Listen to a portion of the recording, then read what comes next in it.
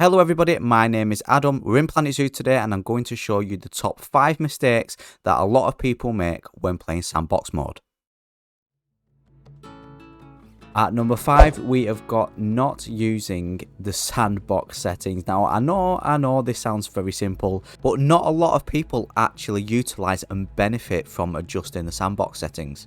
So exploit the sandbox settings. If you really want to get creative and not worrying about anything, go into the sandbox settings here in the settings, and you can see these drop down menus here, a whole host of different settings you can apply.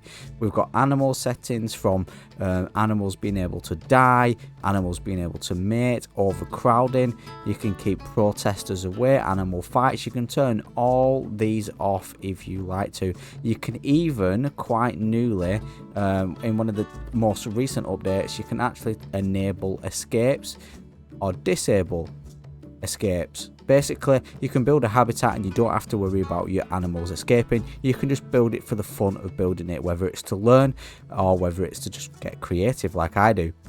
Your guest settings, again, everything you can imagine, from needing the toilet, needing food, dropping litter, everything. And then you've got the economy settings, and one of my favorite settings I like to use is power everything. You don't have to worry about placing transformers and such. And then obviously staff settings, you can put fully trained staff on, enable staff fleeing. Pretty much do anything you want to do in game, and it really does help when trying to play sandbox mode. At number 4, we've actually got 2 points rolled into one here. The first point is building roofs on top of your buildings before you create the interior.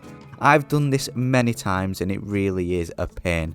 When creating a building, whether it be the inside area of a habitat for your animals, or a staff facility building, or a guest facility building, if you decide you want to put a roof on it, believe me, create the interior first before you put the roof on. Because once you put the roof on, everything goes dark, you end up clipping the camera through the roof, and it is absolutely a pain to then create the inside of that building. I've done it before, and I know a lot of other people have. Focus on the interior first, get that complete, and then move on to the roof. You don't want to be taking apart your roof, especially if it's a custom made roof, just to get back into the interior and to start all over again. Plus, you want to clearly visually see everything you're placing when creating a highly detailed interior. And the second point is adding water after you've completed a habitat.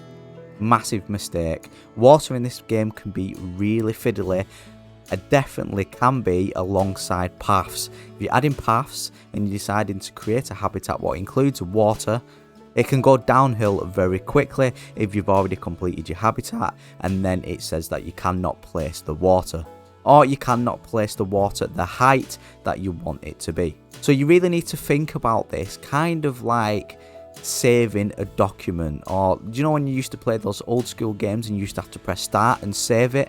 You need to think about it a bit like that. So as you go along creating a habitat with the idea of having water in the habitat, you need to create a little bit, maybe some rocks, some foliage, add the water to the depth what you want it, remove the water, add a little bit more, add the water, and carry on repeating that process until you know that the water can go in that habitat. You don't want to create a full, brilliant, amazing looking habitat to then not being able to actually put water in it for your animals.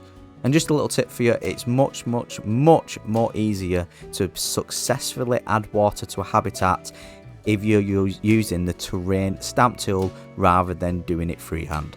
At number 3, we have got getting overwhelmed, or how I like to call it, and many other people who have been playing Planet Zoo for a while like to call it, creator's block or builder's block. And this is basically where you stare at a screen like you can see here, and you haven't got a clue what you want to build, how to start it, and no ideas come to your head. Don't let it happen. Honestly, if you can't think of something to build, go and play a different game. It's as simple as that. Don't force yourself to play a game what you're not into.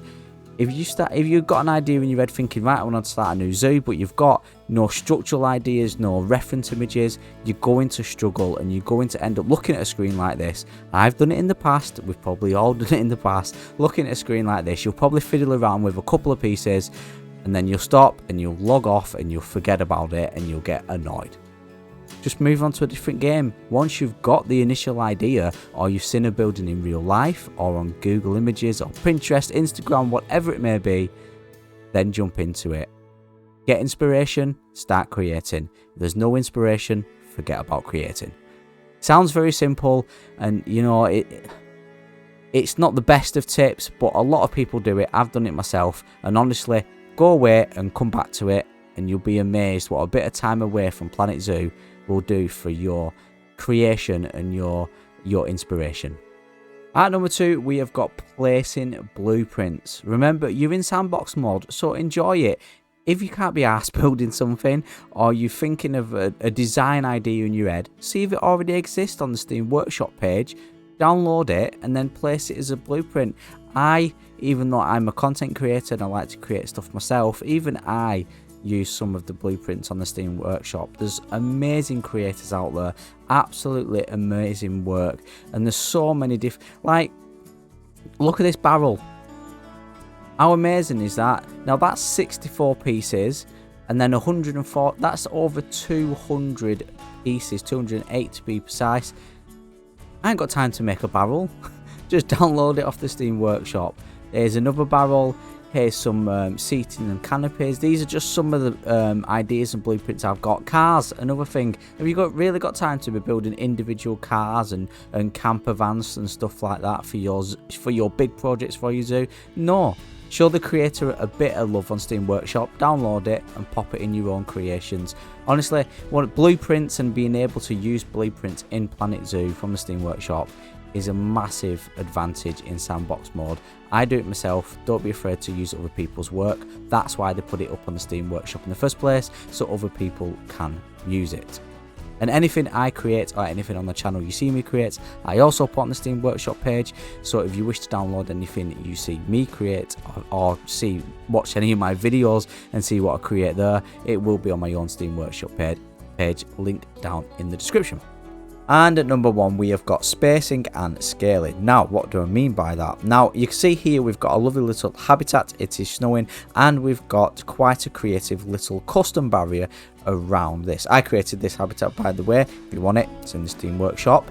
As for my other point, Steam Workshop, brilliant for stuff to download. And for this point, we're going to show why. Go into our blueprints, and we need this. We need Archer. And we need to place this just on the path there. Now, why is this important? This archer is the same size as a guest in your zoo.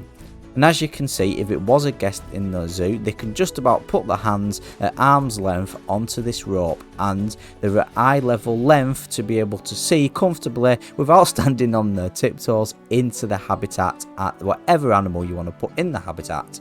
And this is very important. You don't want things to look stupid. Even though it is sandbox mode, you still want things to look realistic but fit for purpose. You don't want your guest looking either really small compared to your habitat barrier or really tall. You don't want it too low that it looks like your guest could fall in, and you don't want it too high that your guest can't even see in and they get an awful view, which, as we all know, if you play franchise or sandbox mode, your guests like to complain about the view no matter what, so don't give them even more excuses to complain about the view into your habitats. These other variants of this archer on the Steam Workshop page would help you with creating custom barriers to scale to make everything look fit for purpose and realistic.